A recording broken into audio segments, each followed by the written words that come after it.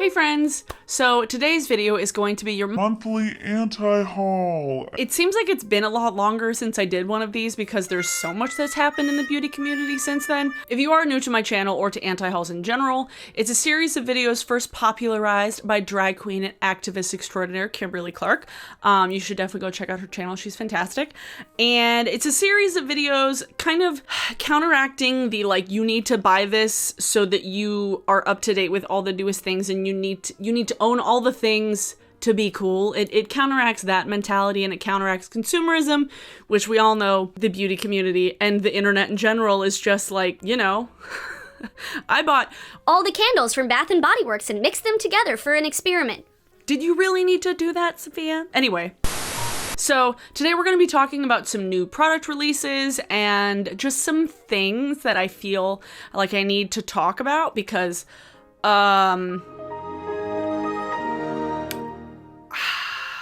brands, what are you doing? I will give a disclaimer at the beginning. If you like any of these products, if you want to buy any of them, obviously within reason, you'll get what I'm saying. If you like any of these things and you want to buy them or you already own them, I'm not attacking you. Do not take this personally, please. Do not, it's just products for the most part. So just keep that in mind if you're ever watching an anti-haul, and unless somebody is blatantly saying something about like the brand's actions or the brand owner's actions, it's just products, okay? Like, don't defend a brand owner because they literally don't give a shit about you. Don't die on the hill of defending a brand owner that does shitty things, okay? Thank you. Anyway. Also, before I get into the products, I want to tell you, holy crap, this new choker I got from Nomi Helene, link to her Instagram will be in the description. It's where she sells things. They're all handmade stuff and they are fantastic, kind of upcycled, vintage, gothy stuff. I love it. It's such a cool choker. Also, it's tied in the back with a ribbon, so it's a little more size inclusive for those of us with thicker necks. So definitely check out her stuff. So let's talk about some products. Literally, it's been so long. We're gonna start with some light roasting. Someone tagged me in this post on Trend Mood, May 20th. That's how old this was. And it's a 99 eyeshadow palette from a brand called King Beauty Shop. I'm assuming that's how it's pronounced. I don't understand why anybody would need this many shades. Also, it gives me a headache staring at it, just looking at the number of shades and looking at how jumbled it is, and it's just like a fever dream. And I'm like, what was the point of this? What was the point? Why? Now I feel like these brands are like, okay, well, we have like a 35 palette, a 50 palette, a 99 eyeshadow palette. Where would this fit? I don't even understand how big the colors are, and if they are any size that's worth anything, this would be a gigantic palette. I don't understand who would buy these. I don't get it. I don't understand it. I don't need it. I'm not gonna buy it. MAC is coming with a collection of Fix Plus sprays, which is a setting spray, refreshing makeup mist. I've never quite understood exactly what Fix Plus is supposed to be because I've never owned it, but they have Play, Vitality, Young Living much, Passion, Compassion, Awaken, Calm, and Balance. Why?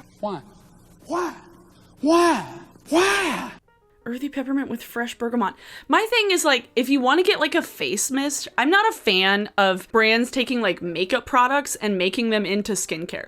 Either have makeup and skincare, but don't mix them together. And this takes that and like bumps it up a notch to extra like, woo!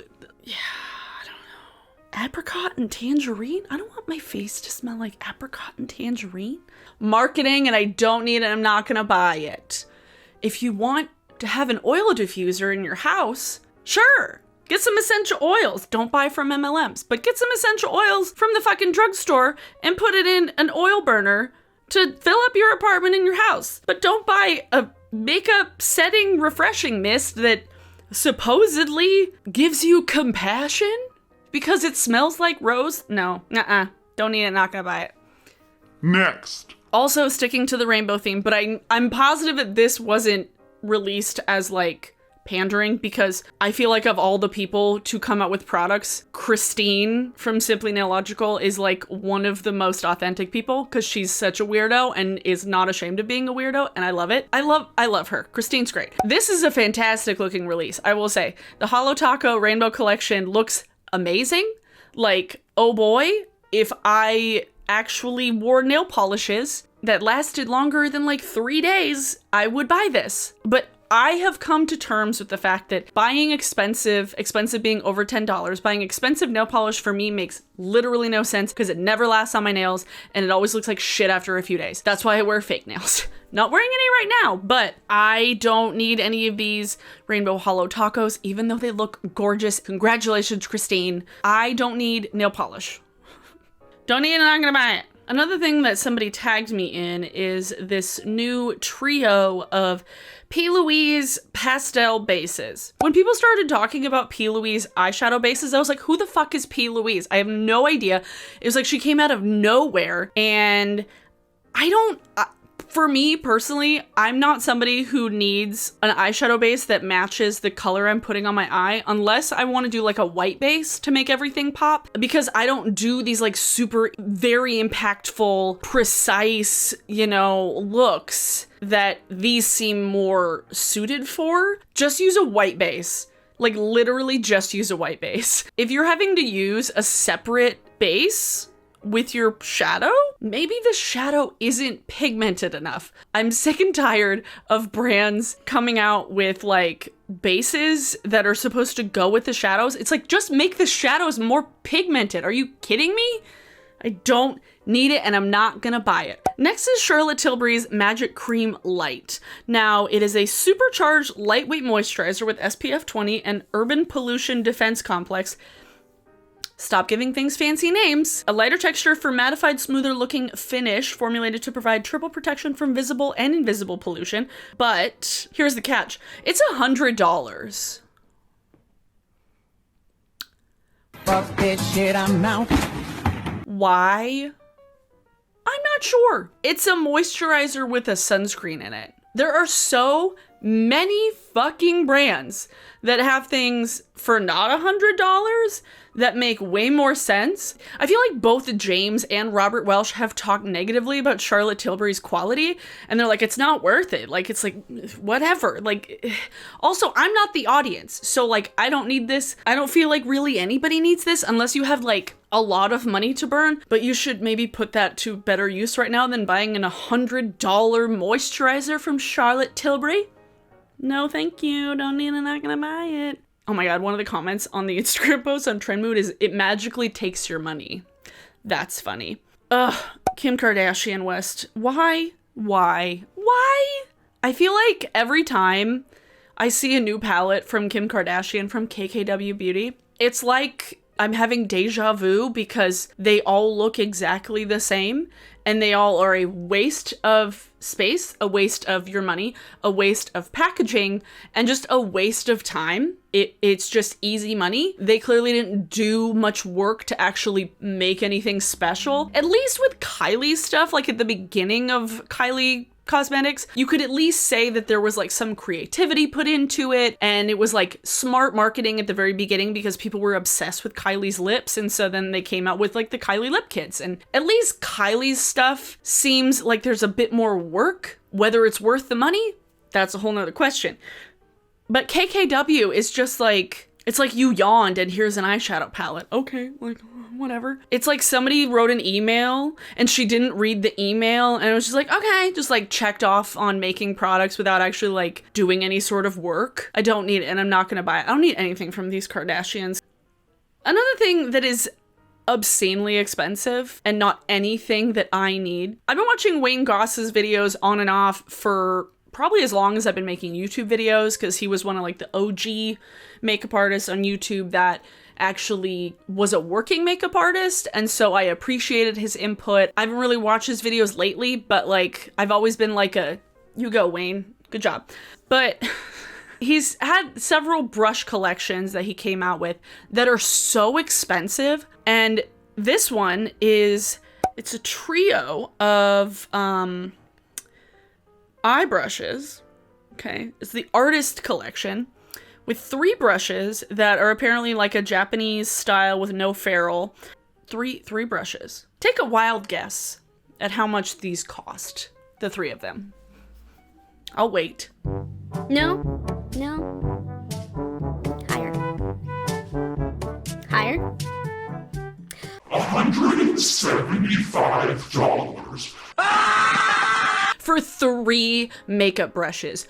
No, sir, we don't need these. Why? Literally, the brushes that I have had the longest in my collection that I have used for the longest and used the shit out of are my Real Techniques brushes. I've had Real Techniques brushes that I still use for probably like 4 years, and they're still like kicking and still going strong. $175 for 3 makeup brushes. Maybe like a whole collection of makeup brushes, like 10 makeup brushes. I still wouldn't buy them, but it wouldn't be as like, what the fuck is this? 3 makeup brushes for $175. Who needs this? For anybody like me that is not nice to my makeup, I'm not nice to my makeup, I'm not nice to my brushes. I wash my brushes once in a blue moon, okay? When I wash my brushes, it's an event because I do them all at one time. To spend more than $23 on a brush for me, literally no sense. None whatsoever. Because I have so many, I'm not nice to them. I throw them in my bag. Nope. Don't need it. Not gonna buy it. No, sir, Wayne. Next, Urban Decay. I don't understand what they're doing. Literally, I don't understand. I feel like Hannah said this probably best in her last Yas or Pa. Urban Decay came out with another naked palette, but this isn't naked in the slightest. It's a purple palette. Stop calling them the naked palettes. The point of the naked was that it was like neutrals. They've already gone past that by doing some palettes that weren't all neutrals, but it's like, this is obviously not neutrals. Like next they're gonna have like naked rainbow. It's like, no, it's not naked anymore. What? Also, like, the first 5 shades in there look like meh, and then the purples just look like really lackluster and, like, not my personal shade preferences when it comes to purple shadows. And I have so many palettes right now that I really don't need any of these as well. Any money that I have to buy on makeup is not going to be going to big mainstream brands. Like, the packaging is cool. I'll say that the packaging is quite cool, but I don't know why they just won't give it up. Stop naming things naked that aren't naked. You know how fucking long it's been since I've done an anti-haul? The next thing we're going to talk about is the Jeffree Star cremated palette. That came out May 22nd. Less than a month ago, this monstrosity hit the internet. Okay? And besides the obvious, the fact that, like, nobody should support Jeffree Star because of all of his problematic behavior from his past to his present, whether it's being friends with a pedophile, or just being, like, insanely racist year in and year out, horrible to his fans. It's like, people go to bat for you constantly, and yet he still treats his fans like shit, and he likes to pretend that he's like changed and been forgiven. No, Jeffree, literally none of your actions align with any of the like words you pretend to mean. And there's so much shit coming out about Jeffree Star right now that it's incredibly frustrating to see people continue to defend him when it's like,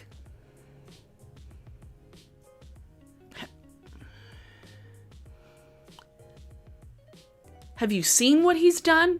Like, have you seen what?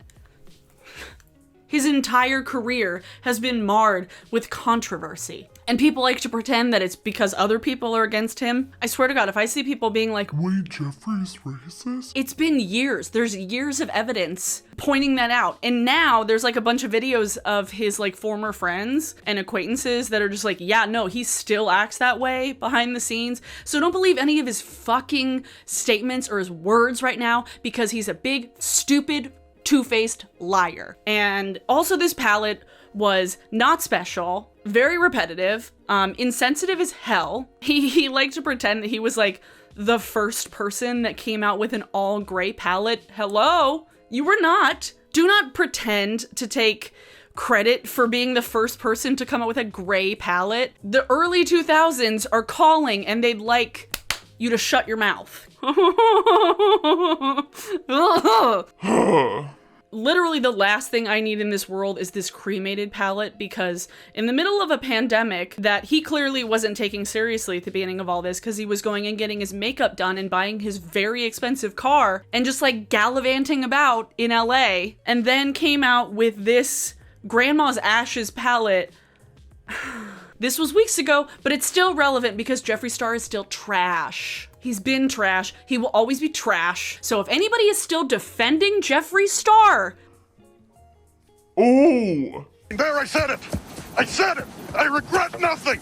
Speaking of random scented setting sprays, ABH came out with fruity mini setting sprays that are pineapple, mango, and original, which is the coconut vanilla. I see the value in mini setting sprays, not gonna lie, but I don't need to buy anything from ABH right now. I literally don't. What have they done to themselves? What has Norvina done to this brand? I don't understand how a brand can be so on top of the world one year and then crash and burn so hard less than a year. I don't get it. Mia from Mia's Virtual Vanity did a video all about this. I will link her video in a card and in the description. She's very cool. She's a friend of mine. I love her. She's great. If you don't know what has been going on with ABH, there's a lot. There's a lot. One in particular, an influencer, I think she's mostly Instagram and TikTok and Twitter, but Taj Reed, who goes by Donnie Darkowitz on Instagram, she was reached out to by Norvina back when her videos were like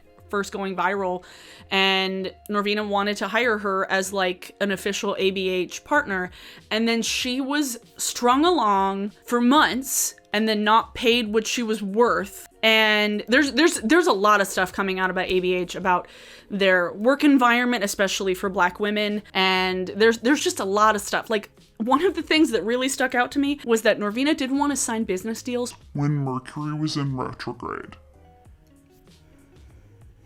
That truly just like, there's just...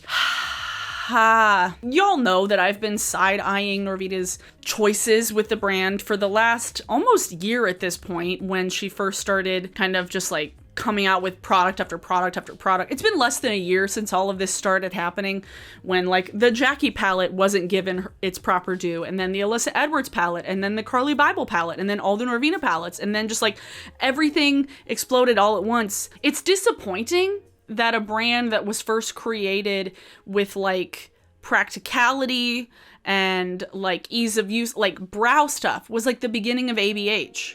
And then Norvina took over and then made it into like a fast makeup Instagram brand. I don't need to buy anything from ABH because I don't need anything from ABH right now.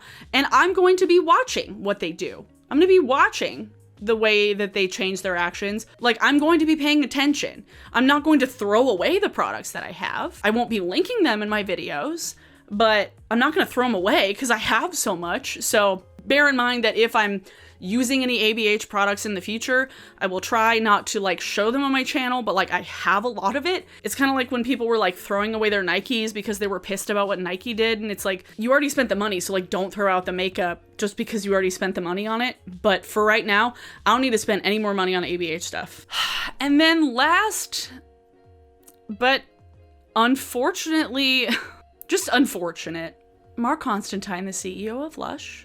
I know that you all have seen his posts. I had a ton of people tag me and a ton of people asking, oh my God, have you seen this? And I was like, yes. I'm actually friends with Mark on Facebook. It's one of the weird quirks you get when you work at Lush, is that like you just become friends with their CEO on Facebook, which is like weird, but also sometimes helpful. I haven't worked for Lush for 4.5 years now, and I loved working there. I did. And I had a great work experience. All of my coworkers were fantastic, and my manager was fantastic. We had a very like great work environment, and the company itself is very devoted to charitable work. Like every quarter we would go and actually volunteer with the Duwamish cleanup crew and would actually like work on the waterways and like pull up invasive species and like plant things. So like, it's not that the company doesn't do stuff, because the company does a lot of good. And I am incredibly disappointed with Mark Constantine's post and his views about the police. And when my heart sunk, and I became so angry because of how radical they tend to be about things. And I know that his post, like, there could be arguments made that based on the time difference in the UK, when Mark posted the photo giving gifts to police officers in London, it could have been within hours of the news of George Floyd's murder, and he could have missed it. Who knows? But that's not the point, because the point is that he was incredibly defensive about it after the fact. He wanted to give all of these little reasons, saying that he'd been disconnected from the internet, that he'd been seeing family, blah, blah, blah. It's like, just own up to your mistake, Mark, and stop trying to defend yourself. And seeing stories from Black women who worked for the company who the company didn't stand up for when they were treated poorly by a manager, seeing some of those stories and seeing some of the information coming out about individual employees' experiences is very, very disappointing. And it pisses me off. It makes me angry. And while, again, the argument could be made that the money spent at Lush North America does not go directly into Mark Constantine's pocket because the finances are separate in the UK and in the US. That's a fair argument, but the company is still the same.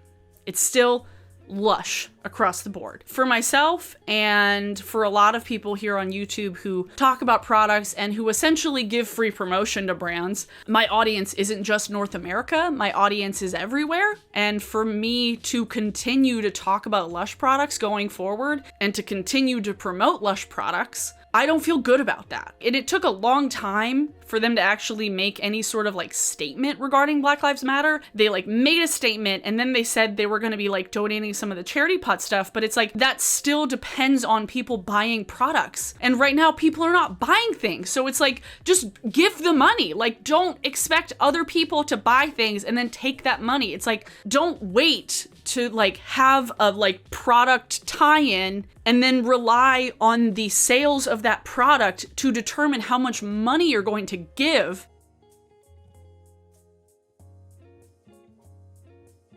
And it let a lot of people down. And so for now, you won't be seeing any Lush products on my channel. I have a lot of products that I still own that I'm gonna work my way through. Never thought I'd hear myself say that, but here we are, you know? So yeah, Editing me here, I did just want to mention that Lush and ABH were not the only two brands that I'm going to be keeping my eye on in the future and seeing how they're making changes. They were just the two that I've been the most like vocally supportive of over the years, and I just wanted to like mention that. I will leave a link to the Pull Up for Change Instagram account. It was an initiative started by Sharon from Oma Beauty, the owner of Oma Beauty. It is interesting to see like what the company culture is of these businesses and of these brands and like who works for them. So definitely check that out. I just wanted to make sure that people knew that I wasn't just calling these brands out because they were the only two brands that did things that were questionable. They were just the ones that I have been the most like, just the most supportive of over the years. That's everything I wanted to talk about today. I got real,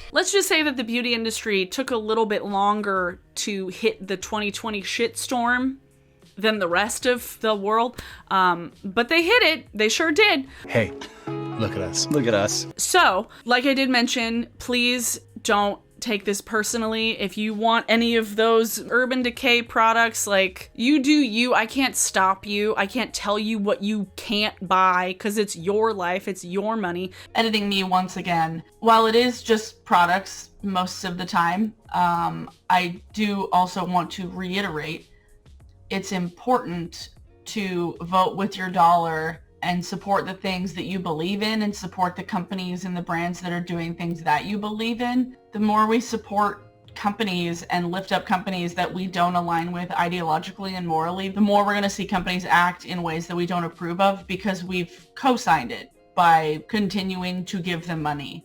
So the more we do hold brands accountable by not buying from them, the more power we have. While most of the time I'm just talking about product, most of the time I'm just talking about this eyeshadow palette is lazy or this marketing tactic is lazy, you know, it's bigger than that a lot of times. And I thought about making a standalone video about this, but I knew that anti-hauls are my most viewed videos, and I knew that the most people would click on this video, and I wanted it to reach the most people.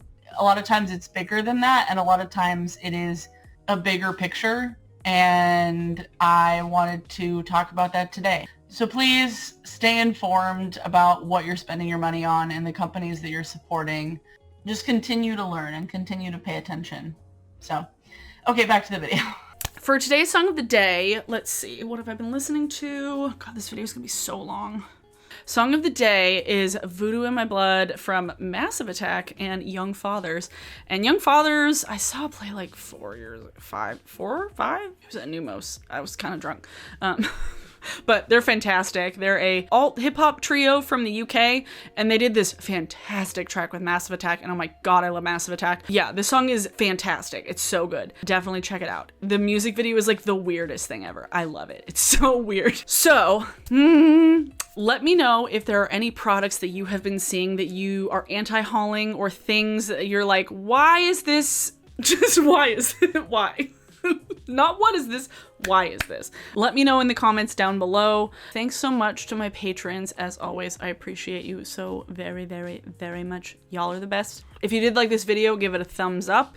If you would like to see more of my content, please subscribe. That would be fantastic. Links to useful sources, nonprofits, funds in the description as well. You should check out. Thanks so much everyone for watching, and I will see you all in my next video. Bye.